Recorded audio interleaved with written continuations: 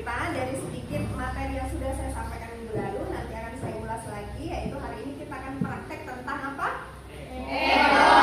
Ekoenzim. Nah, kita akan praktek tentang ekoenzim. Sebelumnya saya kan nggak masuk hari ini.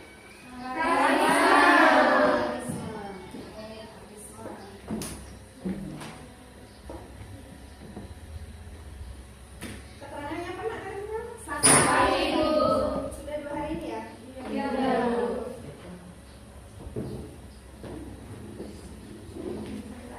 Saulia dan semuanya masuk semua ya? Oke, siapa sih yang masih ingat tentang ekoenzim? Boleh angkat tangannya? Ekoenzim adalah? Saya Bu. Ya, silakan dia. Ekoenzim adalah cairan alami serbaguna yang merupakan hasil fermentasi dari gula, sisa buah dan sayuran, dan air. Iya, hasil fermentasi ya. Ya, jadi penggunaan prosesnya nanti akan berlangsung selama 3 bulan. Ada yang tahu ekoenzim ini kegunaannya untuk apa saja? Apa saja? Untuk apa? Sebagai pengganti sabun, sampo, alat pembersih ya, dapur dan kompor, lantai, bisa juga digunakan untuk mencuci baju. Dari hasil apa? Olahan limbah sisa sayur dan buah kita yang ada di dapur. Kalau ibu kita masak, jadi jangan dibuang semua. Kita bersihkan ya, kita cuci yang bersih, kita fermentasikan lagi dengan gula dan air dengan komposisi yang tertentu. Lalu bisa kita panen nanti di 3 bulan berikutnya.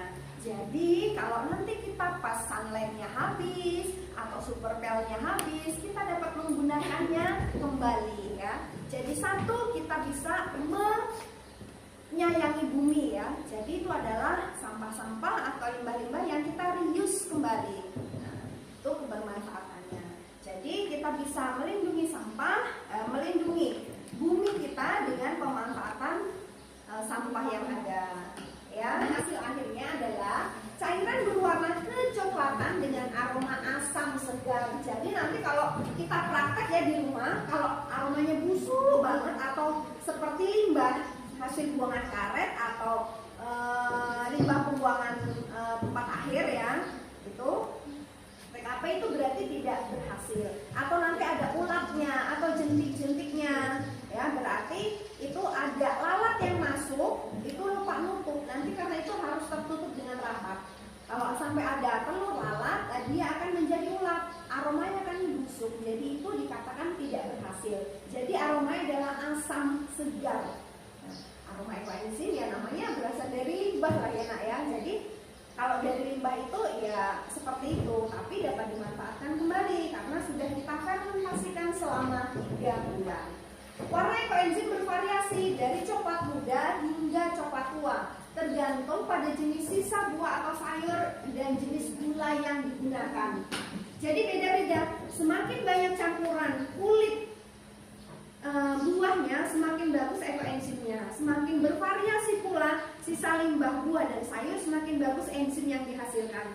Pula gula apa yang dihasilkan? Gula apa? Misalnya dia gula Jawa biasa atau gula aren, beda warna hasilnya. Aromanya pun akan tercium berbeda. Jadi semakin banyak variasi buah dan sayurnya, sisanya semakin bagus enzim yang dihasilkan. Dan juga kalau pakainya gula aren juga lebih bagus. Ingat ya, bukan gula putih ya, gula Jawa atau molase.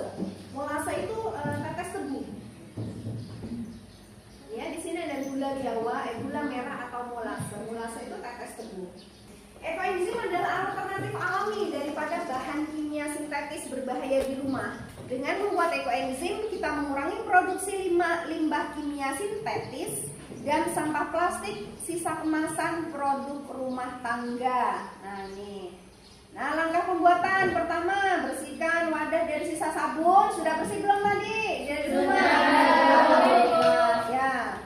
Lalu masukkan air yang berisi maksimum sebanyak 60% dari volume wadah. Nanti kita takar bersama-sama ya takarannya. Lalu kita memasukkan sisa buah dan sayuran 30%-nya dari berat air, lalu diaduk atau kita celupkan ke larutan gula tadi. Tutup rapat sampai panen. Beri label tanggal pembuatan dan tanggal panen. Ibu sudah membawa itu untuk labelan ya. Bawa sticky note, nanti kita tandai tanggal 1 kita masa tanam, lalu masa panen 3 bulan lagi tanggal berapa ya nak? Oktober, September, Oktober, November, Desember, Januari. Berarti nanti ya, 1 Februari ya. Iya, karena 3 bulan. 1 Januari ya, 1 Januari. Maaf. Ada yang mau ditanyakan dari pengertian ekoenzim dan manfaatnya? Sudah jelas semua? Sudah. Silakan kita berbagi kelompok.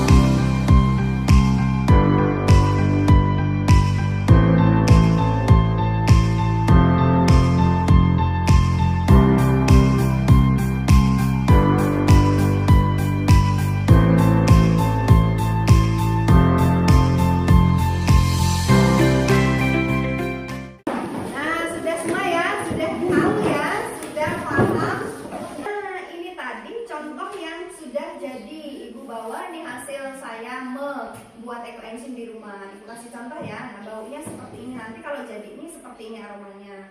Dia berdasarkan dari campurannya. Misalnya gulanya itu lebih hitam, warnanya dia akan jadi lebih pekat. Kalau gulanya itu gula Jawa ada ya yang agak kuning gitu kan ada. Nah, aromanya jadi seperti ini. Nah ini asam seger. Nah gini aromanya ya. Jadi kalau aromanya seger, positif dia jadi kayak gini. Enak pokoknya, enak. Nah, namanya juga hasil fermentasi ya. Nah, aromanya gini asam segar. Jadi kamu nanti bisa mendeteksi apakah ininya jadi apa enggak gitu. Ini asam segar. Ini aroma dari apa sih? Gulanya.